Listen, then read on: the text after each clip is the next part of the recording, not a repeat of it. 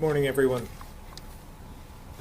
We continue to respond to historic and severe flooding in Vermont. Yesterday, as you know, I was joined by the FEMA administrator to evaluate damage and to turn the lights back on as we prepare for the recovery phase. Today, I will submit a request to President Biden for a major disaster declaration, which, if approved, would provide federal disaster relief funds, which will be very helpful to communities in the recovery phase. That request will be reviewed by FEMA and then given to the President for his approval. To be clear, the disaster declaration provides federal support for recovery.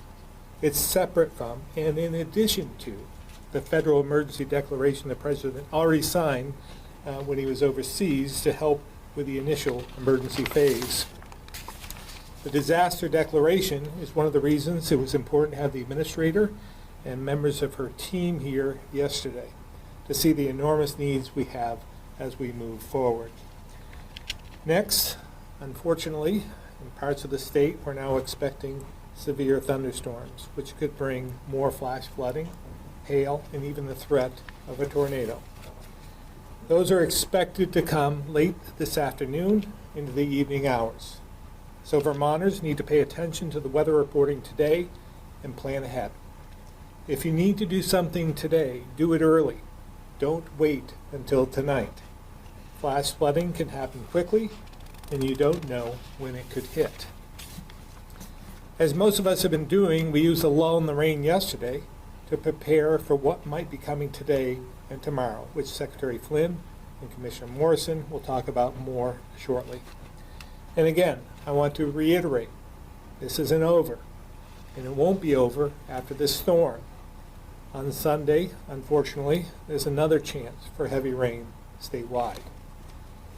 I know this is hard news for many, and folks will want to think this is over as soon as the weather breaks on Saturday.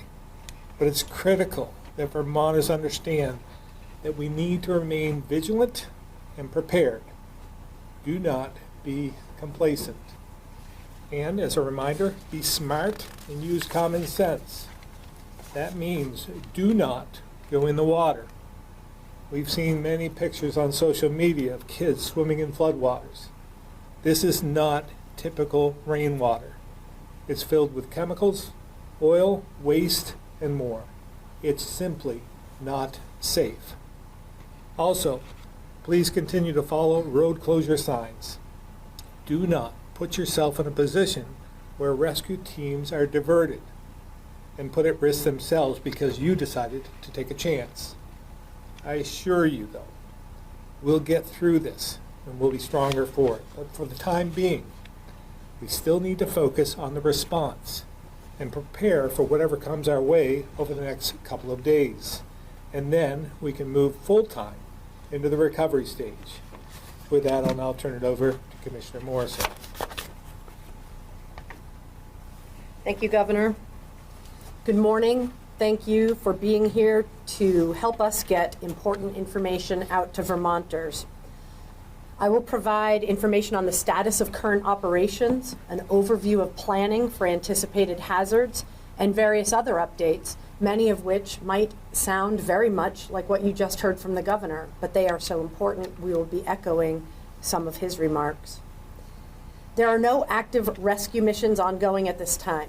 Our teams wrapped up yesterday's work shortly before 1 a.m. today, and after a short rest break, have been working on pre-positioning swiftwater and urban search and rescue assets for the next round of storms. We also have National Guard assets on standby. As of now, there are no reported fatalities. I'd like to provide some information on some of the shelters that are open in the state. This list does not include locally operated shelters. There are 4 American Red Cross regional shelters. In Barrie, there are 25 people in shelter. In Rutland, there are 4. In White River Junction / Hartford, there are 0. And at Northern Vermont University on the Johnson campus, there are 15, where a Red Cross trailer has been deployed to support that university site. There are 2 independent shelters, and their status report is this. At the Fox Run Golf Club in Ludlow, there are 6 people in shelter, and at Smuggler's Notch, there are 59. There are numerous other shelters that are on standby and prepared to open if there is a need. The big news today, as the governor said, is upcoming severe weather later today and then again on Sunday. Specifically, there is dangerous weather forecasted for most of the state between 4 p.m. and 8 p.m. today. This round of storms could contain severe thunderstorms with rain, lightning, and hail, and as the governor said, the possibility, particularly in the western part of the state, of a tornado. The likelihood of localized flash flooding is high. This is not expected to be a repeat of Monday and Tuesday, but it will be dangerous in the areas that experience flash flooding. People working outside should remain alert, have a plan, and stay in tune with weather warnings.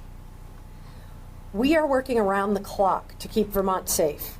Even as we maintain a response-ready posture, we are simultaneously preparing for the emerging threats and later for recovery efforts.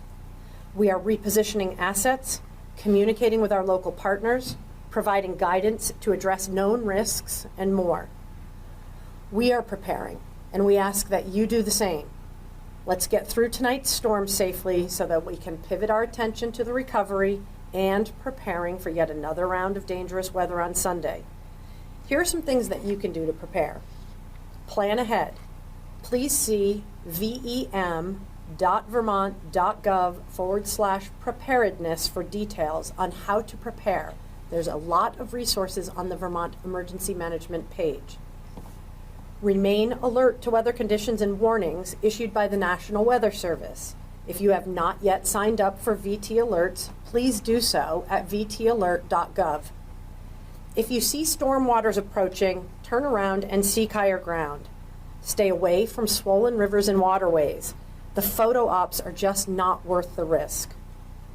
Maintain situational awareness and have a plan if you find yourself in a storm-stricken area. Just because you may have fared well on the last round of storms does not mean you are immune to future danger. As the governor said, between 4 and 8 is the most dangerous time for Vermonters today. Don't be outside running on the roadways or doing your errands then if you don't have to be. Heed this advice. Predictable is preventable. Today's threat is predictable. Please do not put yourself or your family at unnecessary risk, and please do not put our first responder family at risk. Take care of yourselves and stay out of harm's way. And while I'm talking about families and putting people at risk, I have to echo what the governor said about storm waters. They are filled with oil, gas, sewage, chemicals, and more. They are foul and nasty. Do not let your kids play in storm water. It's not healthy.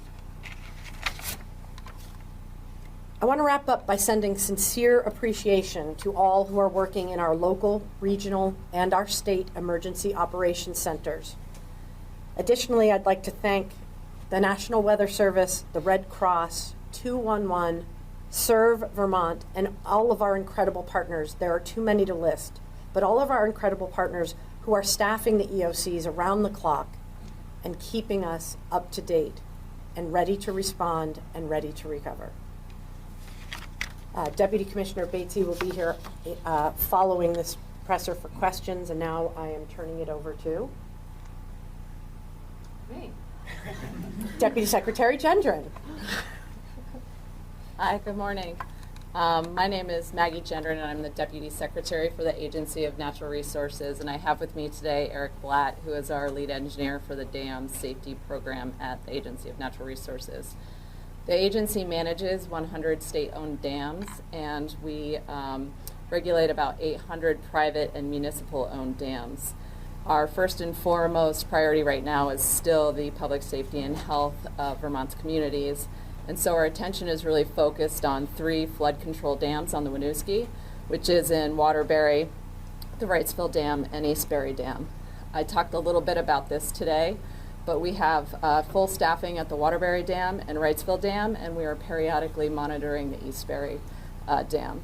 So when it comes to Waterbury, Our chief dam safety engineer is operating the dam in real time to maximize the flood storage there. We are monitoring closely so that if the Winooski rises to a certain height, we know to close the gates and to inform our Vermont emergency management folks. We are also engaged with the Army Corps of Engineers and a consultant that are familiar with the operation of those 3 dams. And they are working with us on completing the modeling that they provided to assess the impact of different levels of rainfalls on the ability of the dams to store water. This is really important information that we can then provide the Vermont emergency management and the towns downstream, which is all the way to Bolton, so that we can make good decisions based on how the weather shifts. Right now, this is an important message for you to take away, please. Right now, based on the current forecasted weather and the modeling, it is unlikely that we will have water flow over the spillway at Wrightsville. And this has not occurred to date.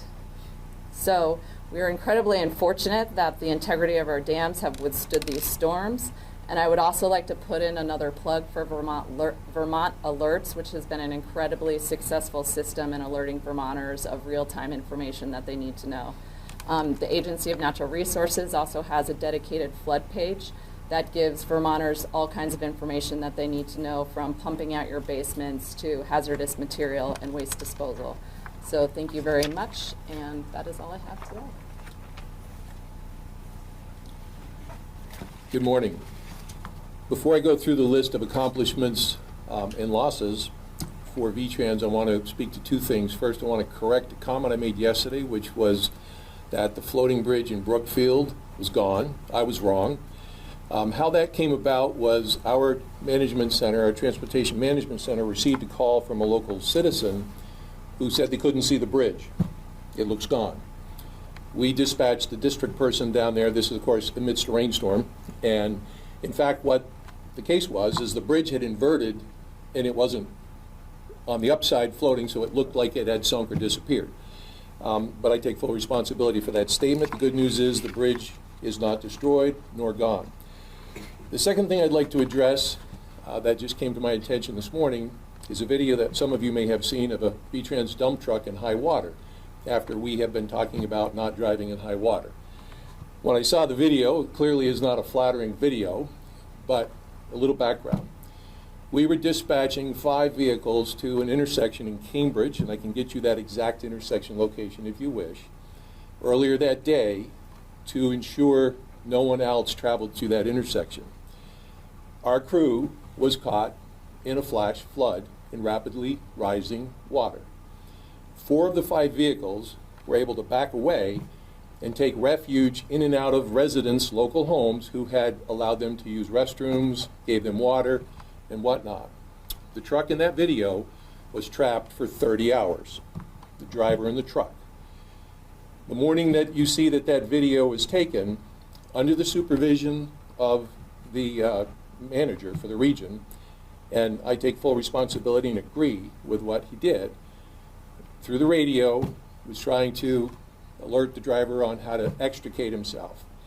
But I do have to admit, it seems contrary to the guidance we're providing people, and I felt it important to explain that because it's on social media. Happy to have any other questions offline after that. Now on to some current items. We are working with 31 private contractors now around the state. They are working with VTrans, and I thank them for their efforts, and I'm certain there will be more. Our crews have been working through the night to prepare for the weather that you've heard both the governor and Commissioner Morrison talk about, and Secretary Gendron. Our priority for the day today is to harden everything we can as quickly as possible, to remove current obstructions, armor banks, armor slide areas, and prepare for what is forecasted to come our way. Our crews as well will heed the warning about the time of day that will be the most severe. And I would reiterate what my colleagues have said. Vermonters need to pay attention, especially later this afternoon. Don't be out doing anything you don't need to be doing. VTrans is also moving equipment from areas of the state that are encountering lower damages to areas in support of their other garages which have had higher damage. Our facilities report, our central garage complex at the bottom of Hospital Hill, including the V-Trans Training Center and the District 6 Capital Region offices, have received significant water damage and are not inhabitable. Central Garage, which is our maintenance work on our vehicles, you may see a lot of vehicles parked up here. We brought them here before the flood. We were unable to get 2 vehicles out, and they were lost in the flood. Central Garage will temporarily relocate to the Knapp Airport, and staff will work out of the Knapp Airport terminal. Roads, as of 7 a.m. this morning, 24 roads remain closed. A significant drop from yesterday and a significant drop from our first report, which I believe I reported 81 at that time. Again, these are state roads. 8 roads remain partially closed or partially open, depending on whether your glass is half full or open. I'd like to say partially open. 1-lane restrictions. 28 roads have reopened in the last 24 hours since we spoke. We are working feverishly today on US Route 2. It may become passable, but at extremely low speeds. And I will say that heavy rain absolutely makes a mess of every effort to recover a gravel road. It just does. It washes away the material, it exposes the aggregate. So we will follow the guidance on Fine 11. I urge you to have your viewers and listeners go to 511. We are updating that by the minute, literally, as to the conditions on US 2. For mileage reports, completely closed state roads, 62.7 miles. Partially open state roads, 24.5 miles. Fully open since the start of the storm, or fully restored, 172 miles. And I can give anyone who cares at another time, based on districts and where those are, more specifics. Bridges. Yesterday you heard me speak about inspecting bridges. We inspected 49 bridges yesterday throughout the storm. There will be minor repairs necessary on several bridges, but as I said yesterday, the currently only significant bridge damage on the state network is in Berkshire, and we are working with a contractor to put in a temporary bridge at that location. I reserve the right to hold on until after we know what the weather tomorrow and Sunday bring, but we are shooting for the 24th to restore mobility. But again, please put an asterisk next to that statement. We did have to close Bridge 42 on Vermont 30 in Jamaica yesterday. That was not damaged to the point where it was closed initially, but we needed to close it upon inspection. We will have to do some work there to assess when that can be reopened. Currently, the water level is too high and it's too dangerous for inspectors to do much more at that point. Rail. All rail trails continue to be closed. The Washington County Railroad line, which runs from White River Junction to Newport, has now been fully inspected. And I'm pleased to report there is not much damage. What is there can be managed. The Vermont Rail Systems is going to conduct repairs and open the line up, we hope, tomorrow from Barton to Newport. From Barrie to Montpelier on the Wacker, and site inspections continue today. As I reported yesterday, there's significant damage. We don't yet have a timeline for reestablishing service.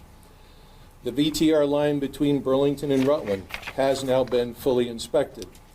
Vermont Rail Systems is hoping to provide more concrete information, but with luck, that should possibly be addressed and reopened this weekend. As soon as that is done, the Amtrak train set, which has been stranded in Burlington, will leave, but that is not saying Amtrak will have restored service. At that point, Amtrak would like to get that train out of here until everything is fully restored across its network. The Green Mountain Railroad between Rutland and Bellas Falls, as I have been reporting, remains the railroad line with the greatest amount of damage. At this time, I do not have an assessment as to when that will be fully restored, but there is significant damage in places along that line. And the CP, Canadian Pacific, which runs through Newport to Richford, Vermont, and obviously originates in Quebec, has some damage as well. Heavy railroad equipment is being brought in to conduct repairs for that. All 10 Vermont state airports are fully functional. Clearly, there's some additional operations occurring across the street at Knapp, as you see. And for the two dams that VTrans owns, there are no issues. Thank you.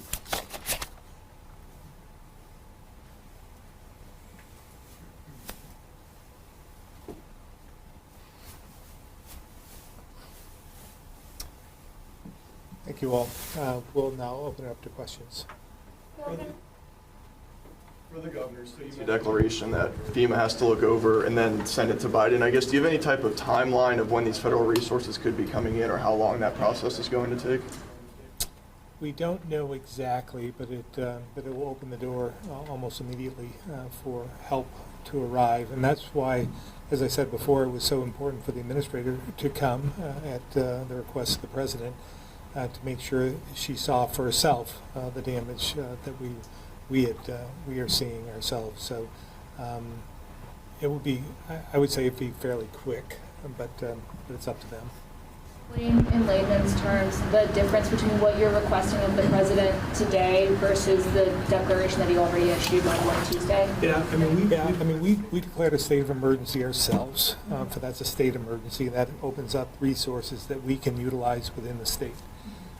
So the federal government, the president, signed another emergency declaration, seeing that there's an emergency in the state. That opened up some resources as well. This request is something that's typically after the initial emergency when you're in recovery, and that takes a little bit of time.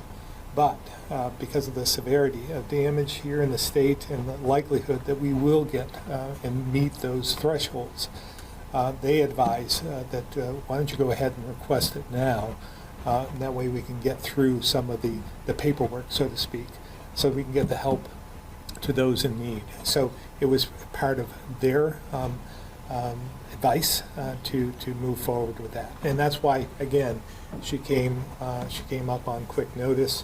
The president wanted to make sure that they were doing all they could to help us. So it's infrastructure help as well as residential?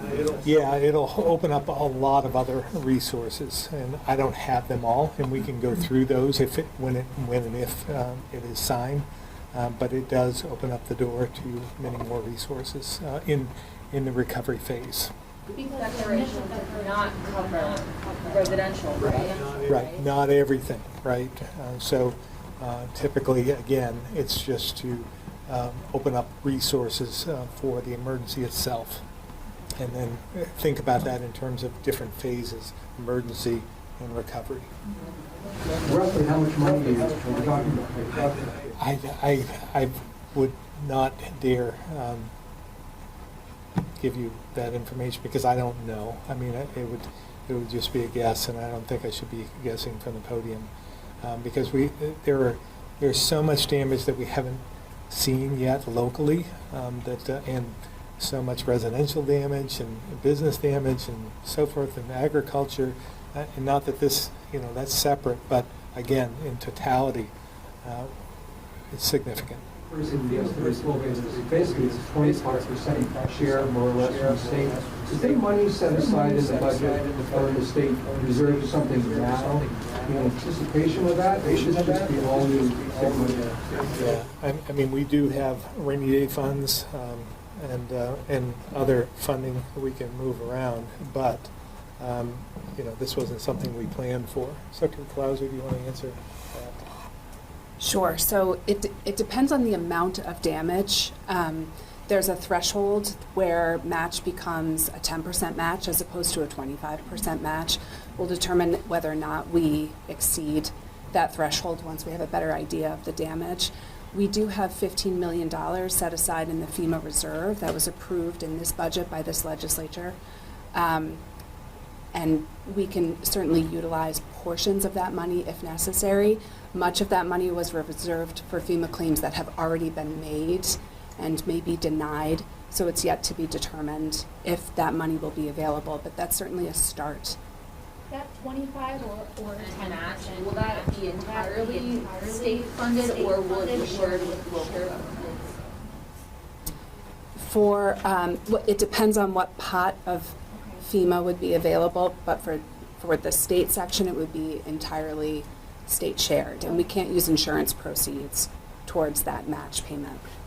I'm not asking what the dollar amount is, way too early, but who determines the dollar amount? Is that the feds, or does the state throw out a number and they, how does that work? Do you want to? We can have, maybe Eric?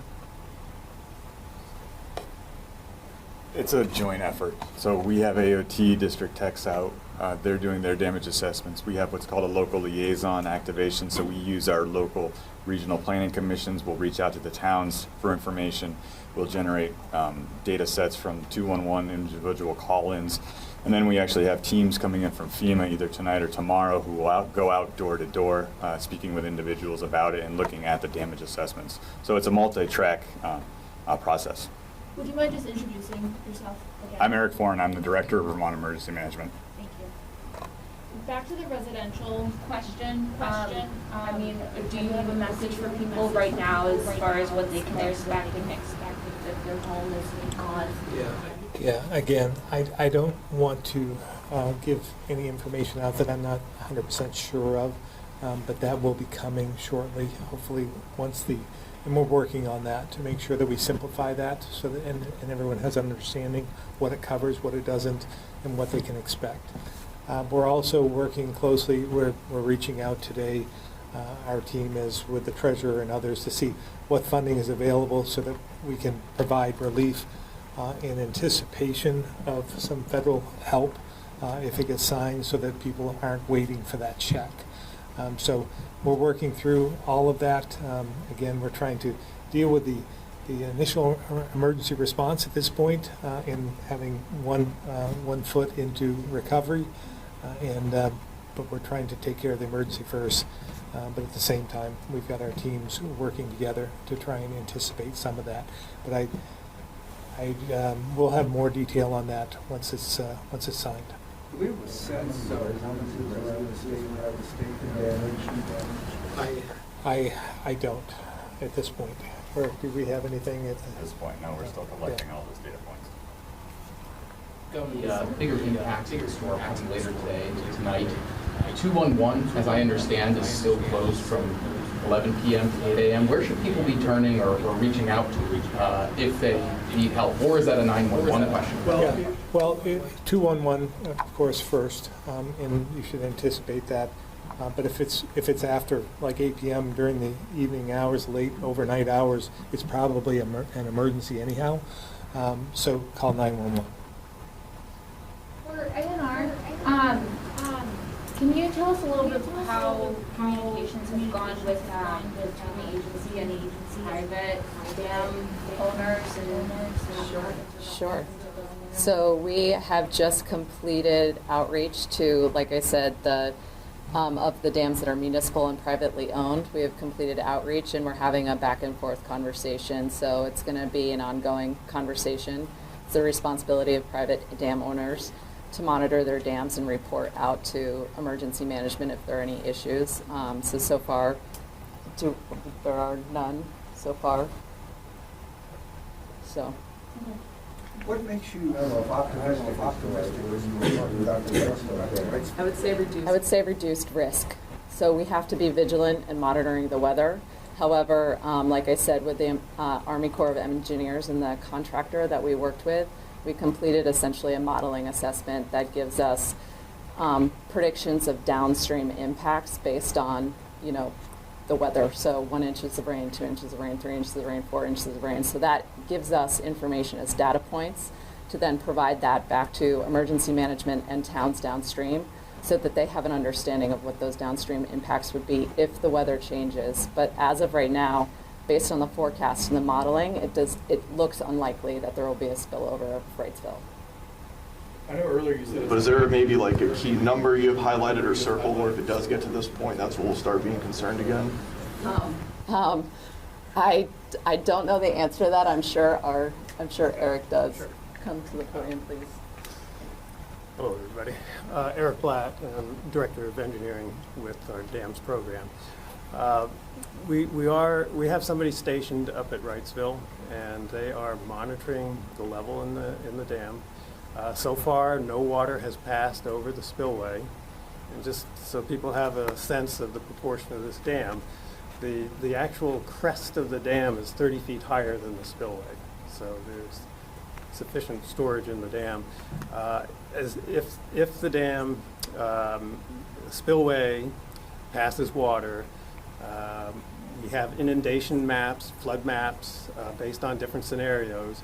That information is going to be disseminated to emergency management directors all the way down to Bolton. So we will keep them informed as to the level. So there's the spillway, and then plugged out of the floodgates, and then For Wrightsville, there are no floodgates. So we manage 3 flood control dams on the Winooski River, as mentioned earlier. Waterbury Dam is the only one of the 3 where there's actual gate operation to manage the flood level. And right now, with the Waterbury Dam, we're lowering the water level to increase the amount of flood storage.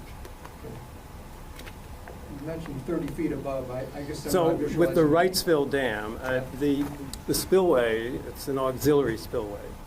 It only passes water when the level rises to in this case, 685. And the dam itself, the crest of the dam, is 30 feet higher than the spillway. Create an image. Think of it as a large vessel with an opening in it that's 30 feet below the top of the crest of the dam. So that folks understand this, if the water was within about a foot of the spillway before, is that right? Is that where it remains today? It's in that range. It's about 2 feet, I think, below the spillway. It's dropping, but it's dropping very slowly. Would releasing some of the water through the spillway cause an immediate evacuation downstream? No, I don't think just some water spilling over. The modeling that we're doing is establishing the amount of flooding that will occur based on different scenarios.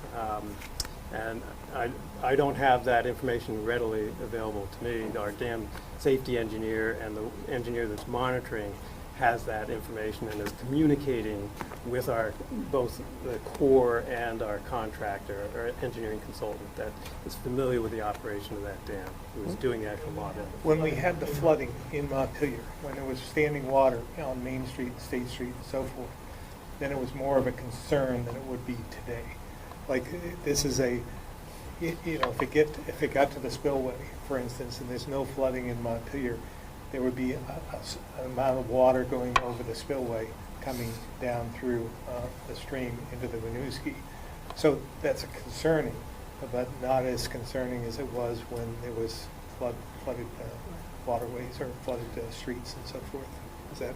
Yes, the level in the Winooski River and the Dog River have receded, so that takes pressure off the entire system. Governor, you mentioned the state roads. What's the process for local roads? Or is that contingent on some of the federal funds? Well, local roads are being rebuilt and by the local authorities, maintenance districts and so forth. We are assisting in any way we can. I might have Joe offer any other information on that, but that's ongoing. And we don't have all the numbers on that. We're keeping track of the state roads, and we're obviously going to have to include that in any of the FEMA requests that we have in terms of dollars. But again, I know many of the crews, local crews, are very busy in that regard, and some of the cities as well. Thank you, Governor. So the agency, as I said a few days ago, makes contacts with all of the towns within each region and within each district. We have close to 80 actual garages throughout 9 districts and 5 regions that I mentioned the other day. As of this morning, I have no knowledge of a town yet requesting any specific assets or materials from the agency, but our policy is to lend anything we can. You may recall a year and a half ago at Christmas when Charlotte lost their garage to fire, we gave 3 trucks to Charlotte for the winter. That's an example of our relationship with communities. So if we were to get a call from a town that said, you know, road X is broken and we can't get to the bottom of it to start fixing it, but we could get to the bottom of it and start fixing it at VTrans, we would try to do that based on wherever that is in Vermont and what our crews are facing on the state highway system at that time. So we work closely. It's generally, the process is that the town reaches out to the State Emergency Operations Center and would say that they've exhausted their resources and capability and they need assistance from AOT. And if we get that call, or even if we hear it anecdotally, we will provide every bit of assistance as we are able to. And how is that funded? I mean, I know Right. local roads are Right. funded through budgets, so how does that? So that's a great question. We would have to keep copious records and copious notes on any work we do on a local highway system because, as the governor has said, that's part of FEMA public assistance.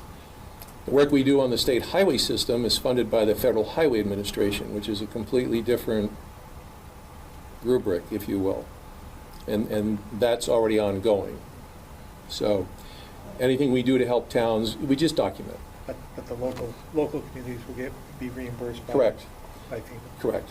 So, but if we incur expenses, I mean, you know, we're not going to nickel and dime anybody for hours of operation of a dump truck or our employee or something, but, you know, if we were pulling material on behalf of the town from a pit, let's say, in that town, we would keep track of that so the town could roll that up into the FEMA documentation. But our system, our state roads, everything I've spoken about, national highway system, all the Vermont route numbers, US route numbers, and the interstates are all funded by FHWA.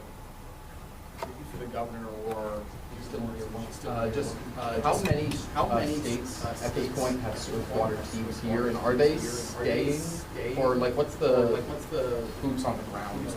Yeah, we're very fortunate. I have Dan come up and maybe he can give the list, but we're very fortunate to have them here from many different states and to offer their assistance. So without them, and we've built our swiftwater teams over the last 10 to 12 years. I remember when I was in the Senate, we had, I think it was 1 swiftwater team, and that was Mike Cannon out of Colchester. So we were proactive over the years and built that up, and rightfully so. But without the other teams, we'd be challenged right now. Dan? Thank you, Governor. Dan Batesy, I'm the Deputy Commissioner of Public Safety. I'd like to follow up with you and give you the exact locations in the states that we're talking about. There are 6 states that have contributed thus far. They are in various stages of readiness at this point. I know that we have returned a couple of New Hampshire teams back across the border as they were dealing with some of their own issues. We have a federal team that came out of Massachusetts, so we'll count them as federal, but they're from Massachusetts. But I'd be happy to follow up with you on the exact states that we brought them from. Governor, does the state have any plans to employ building inspectors? I saw some apartment buildings in Barry yesterday.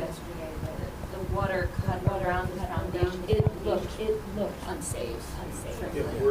We're working with them. I'll have Dan answer that, but we're working with them to try and assist to get them back in safely as soon as possible.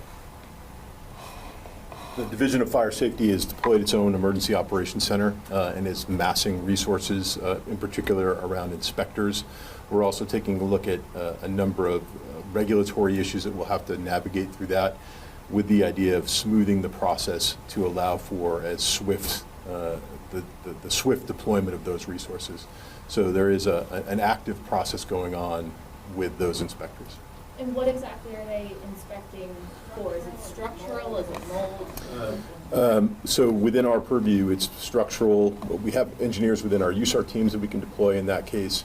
Electrical is another big one as well. I'd want to refer you to the Division of Fire Safety for specific details on that, and again, I'm glad to follow up with you if you like. But yeah, for sure. For the governor, obviously yesterday we had quite a few federal officials here. I guess going forward, are there any plans that you would know of any other federal partners or entities coming to Vermont? I am hearing that there may be other officials coming, but I not today. If I may be so bold with this, more rain coming, how are you feeling? Well, again, I think Vermont has been through this before.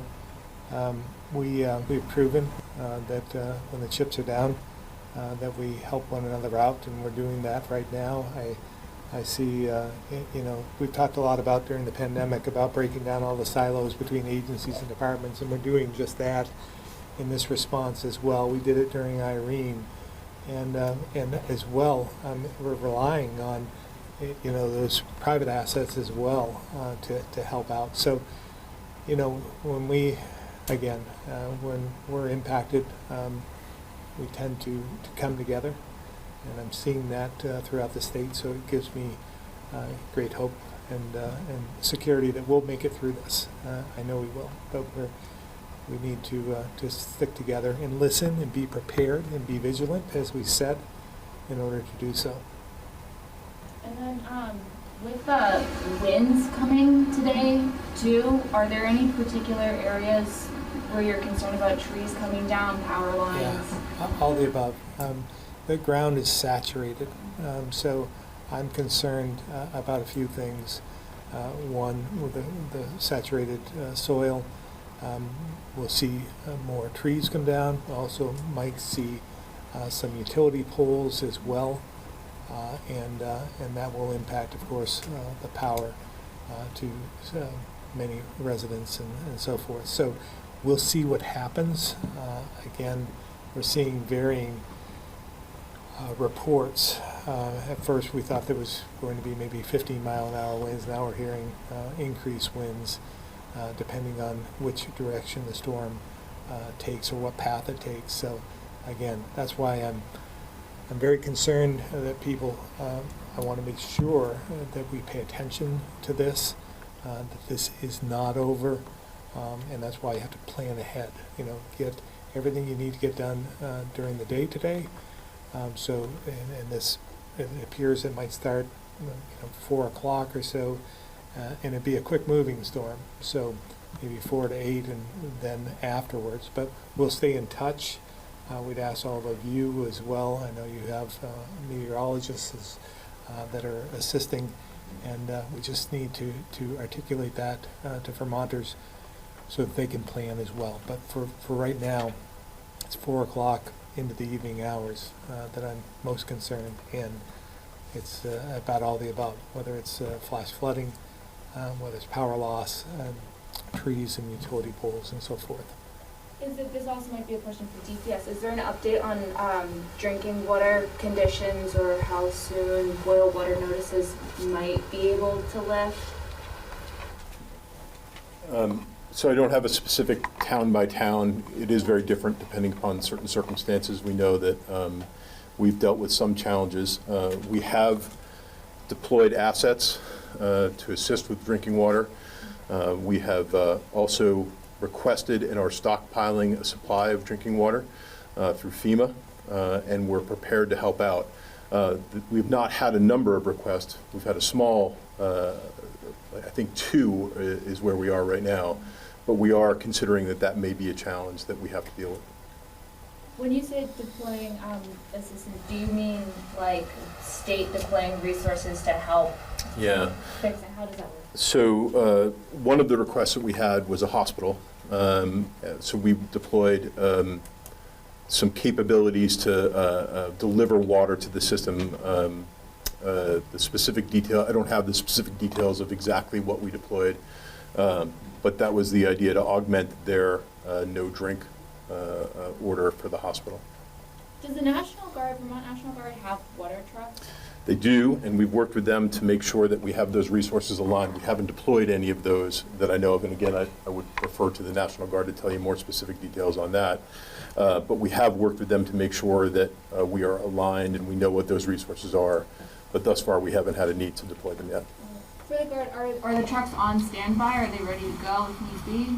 So I'm going to ask what you mean by trucks. So we have water containment sort of vessels. They don't drive themselves and we have to pull them around. We have not deployed any of those. They're being inspected right now and they're kind of on standby for if we need that. We do not have water production capabilities. That is something that the Army can do. We don't have those in Vermont. We can ask for those resources if we decide we need them in the state through an EMAC process from other Army units around the country.